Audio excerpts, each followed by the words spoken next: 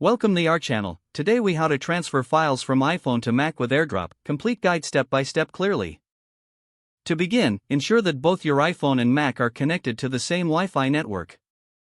On your iPhone, swipe down from the upper right corner to access the control center. Locate the AirDrop icon. Tap on it and select either Contacts Only or Everyone to make your device discoverable. Next, go to your Mac. Click on the Finder icon in your dock.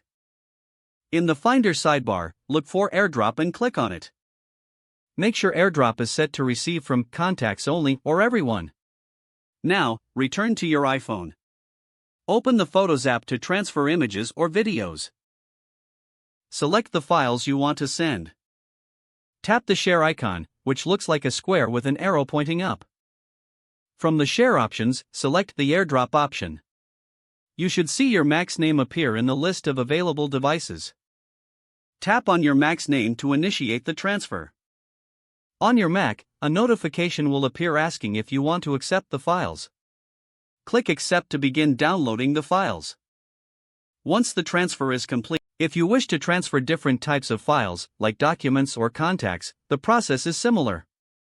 Open the file you want to share on your iPhone. Tap the Share icon again. Choose AirDrop and select your Mac from the device list.